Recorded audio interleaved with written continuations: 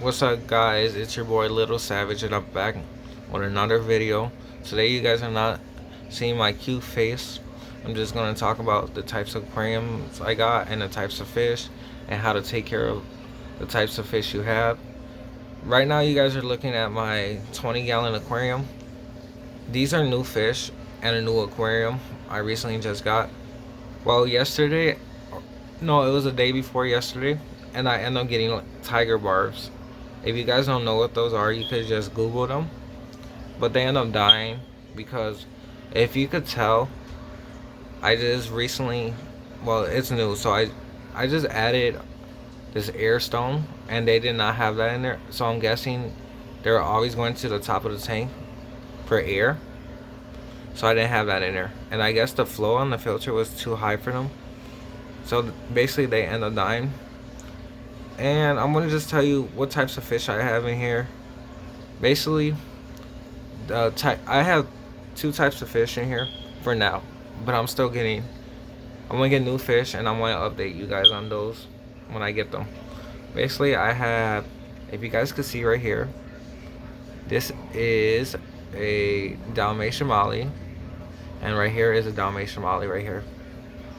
One's male, one's female, and they, I had these fish before, and they end up living, if you proper care, is about 3 to 5 years. And yeah, they're good fish. And if you guys want to look more into Dalmatian mollies, I do recommend them. They're like peaceful fish, and they get along with any types of fish you put in there, like a community fish tank. Because right now this is a community fish tank, and yeah, I'm not going to spend too much time on the mollies because I know about them. But if you guys want to look them up, you could. It'll tell you more information about them. I just want to talk about this fish right here because I just recently got this one. This is a Chinese beta. Basically, these are the fish that are in the cups in the pet store. They said supposedly these fish are not supposed to be with other fish, and just looking at it, it's false information. You can actually have these fish with other fish. Betas, supposedly they're like fighting fish, and they'll kill your other fish. But right now I have two mollies, and they're perfectly fine with the beta. The beta doesn't mess with them. But you can't have other betas with other betas. Like if you have males, they'll end up fighting to the death. But if you have like females, they'll get along perfectly fine. So you could just get a bunch of these. These live up to about the same thing as the mollies, 3 to 5 years, with proper care. And this is my first time having one, and it usually you could tell the difference with them. The males have, I don't know where he went. Basically, this is a male. They lied to me because I wanted a female, so I could get more like this one. Basically, it's a male. You could tell about because of the fins. They had longer fins, I guess, to like show off the dominance to the female. Yeah, but this is the setup for the 20-gallon aquarium. So there you go. He's picking up. You could tell how beautiful his fins are. And yeah, they showed them off. So they showed them off to the female, so they could look like a perfect match for them. Like, he's a beautiful fish. He doesn't mess with other fish. But this is for now for the 20-gallon aquarium. I want to get more fish for this aquarium. It's a peaceful aquarium, and these fish could actually be with other fish. So basically, when my brother went to the pet store yesterday to get this fish, they're like, oh, you're not supposed to put them with other fish. They'll end up killing your other fish and fighting with them. But it's false information. You could actually keep them in a big aquarium, because at the pet store they just keep them in a little cup, and this right now is like a mansion for him. He likes it. He likes the other fish. He doesn't mess with them.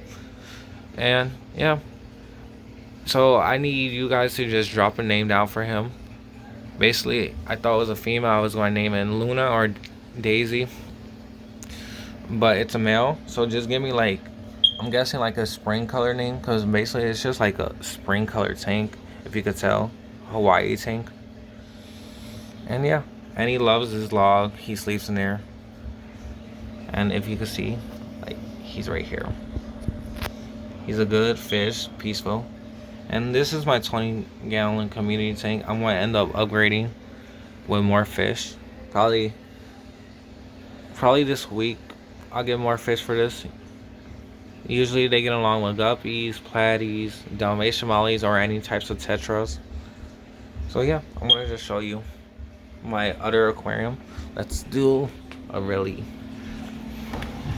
So right here is my 55-gallon community tank. If you can see right here, I'm going to start off with these guys. These are tetras. They're called orange. I forgot the name of them, but they're orange tetras. And there's 3 of them. 2 of them are new. I got 2 of them yesterday. It's the smaller ones. Those orange ones right there. I don't know if you can see them.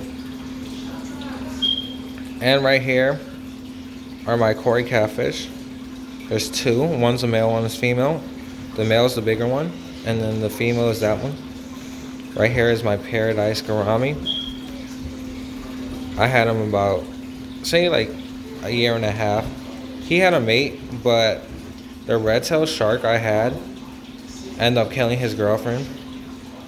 And the shark ended up putting a hole in his stomach, in his girlfriend's stomach. And then the shark was just eating her alive. So I have to find him a new mate or a new girlfriend, because I feel like he's lonely, because he's the only gourami in here right now. Next, I'm going to talk about my zebra danos. Those are the danos right there. They're a schooler fish, and I have 3 of them right there.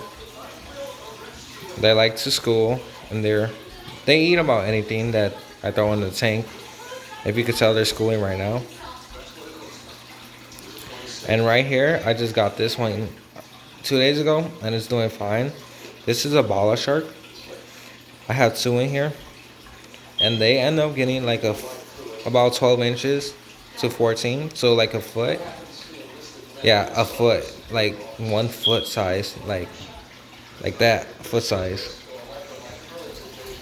I know you guys saw my feet. Yeah, I have 2 in here, so I have to end up upgrading. I don't know where he went. He went high. Oh yeah, there he goes. I have to end up upgrading to like a 75-gallon to 65. So because they get really big, like bigger than all these other fish in here. And look how small he is right now. So a whole foot in that fish. Next, I'm going to talk about these. These are my angel fish. There's 6 in here.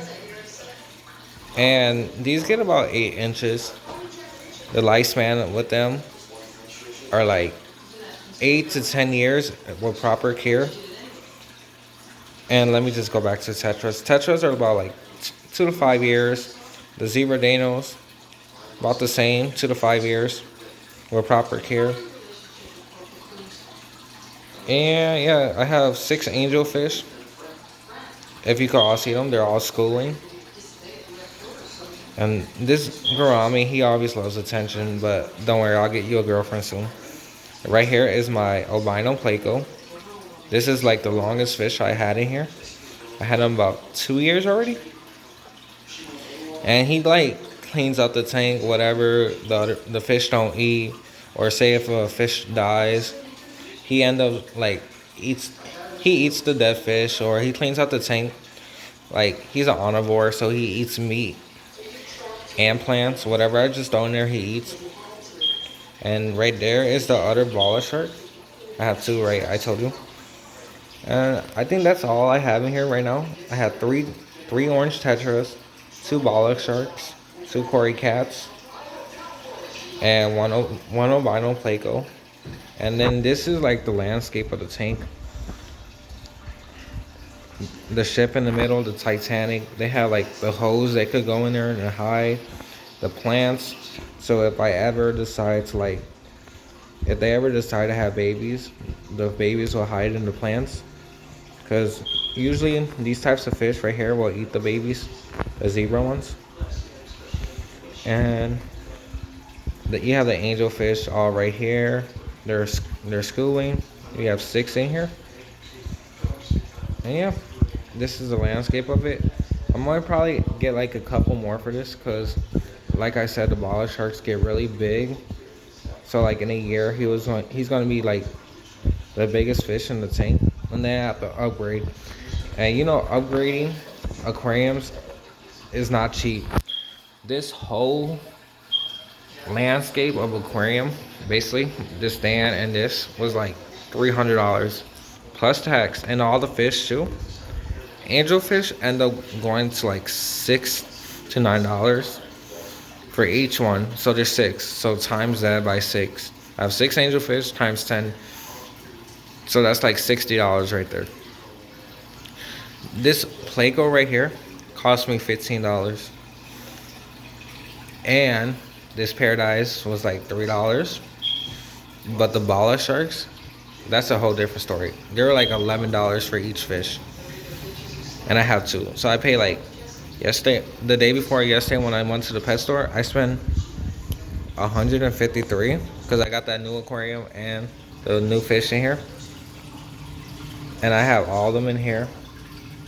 They're all doing healthy. I have to do a water change. Basically, a water change is, you know how like the water change, like usually the water was up here and like it's evaporating because it's getting dirty. So it's right here right now. It was up here and I was down here. So I have to do a water change. Probably do that tomorrow to keep the tank clean and the fish healthy. And I'm going to show you like the types of medicine I use for the fish. Basically, when you get a fish, you have to use stress coat, because usually when they come out the bag or like when you take them out the fish store bag, it gets some stress, and then you have to like buy types of things. And then if you could tell, it says remove chloride. It protects the fish, the healing power, the fish stress, it reduces stress, and it repairs the slime coat. The slime coat of a fish is basically their slime on their body. Like, you know, if you pick up a fish, you're like taking their slime coat off. And yeah, so these fish get about 8 inches, I said. They're gonna get bigger. These are all babies right now. This is like a baby tank right now because they're all small and they're growing, you could tell. They're all schooling. So they each got like a boyfriend and girlfriend because there's 6 in here. So I made it like equal. Anyways, I got another bottle of stress coat if I ever run out. I got, let's see, this is called Stress Zyme. It reduces the bacteria, because basically when you have fish, they need like healthy bacteria in the aquarium, but it helps the fish.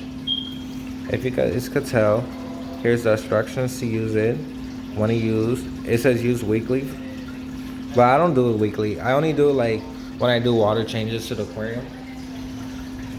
And I want to show you the types of, if you want to put fish right away in your aquarium, you use this. This is like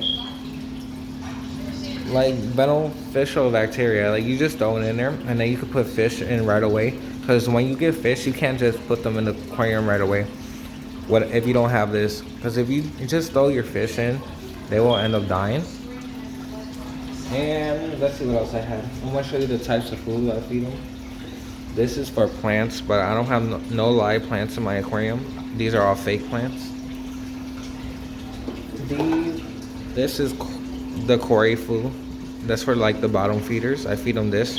Has shrimp in it, so every fish loves it in an aquarium. I have this.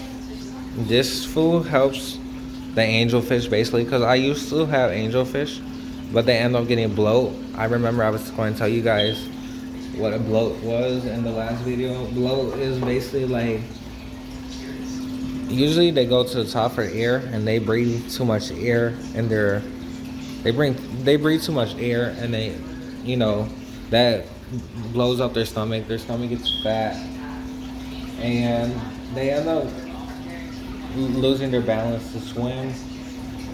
And yeah, and then I have this pellets because I usually change out their food because they probably get tired of that. Usually the bottom feeders eat that, or like the angelfish. And this is my first time using this fish food, the blood worms. So they're actually like dead worms you feed to the fish. Here's a picture of them. And they're like dried up dead worms. And I feed them that. And if you ever want to breed your fish, you use aquarium salt to have babies. So basically I'm not going to breed my fish because usually when fish have babies, they end up eating their babies.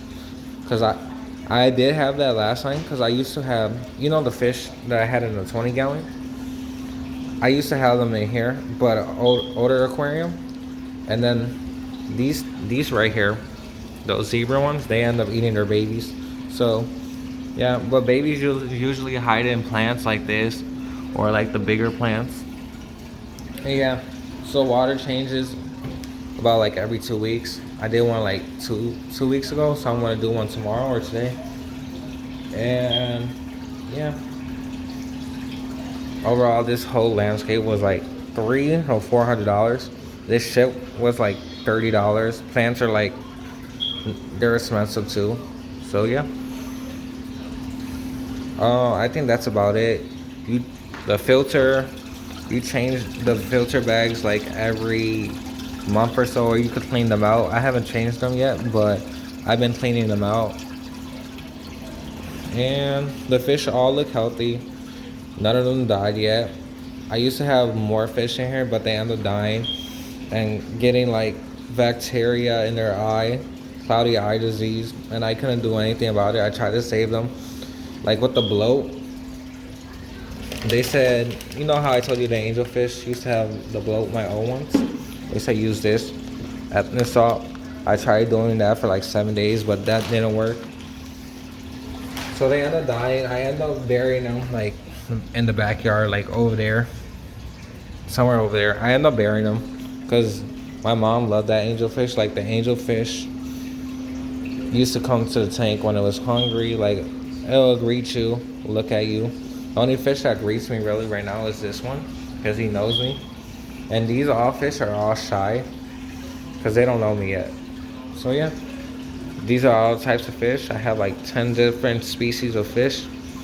So I hope you guys enjoyed this video. Make sure you like, subscribe, turn your post notifications on, and make sure you guys check out Paul Cafero's channel, or you could check out Fanatic or Blake Exotic Animal Ranch.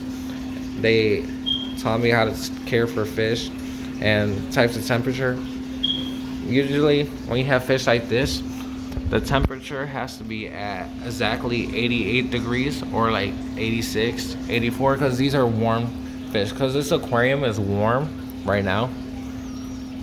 And you can't just put them in any type of water, because these fish will go in shock and end up dying if you keep them in like 60 degrees. That's too cold for them. And when I didn't have experience, I used to just throw fish in and thought they will last, but they end up dying because I didn't know. But now I know how to take care of fish and how to like change water. I know the right water temperature. I feel it and I know it's exactly right. And then yeah, so if you guys enjoyed this video, like I told you, thanks for watching, and you guys have a good one.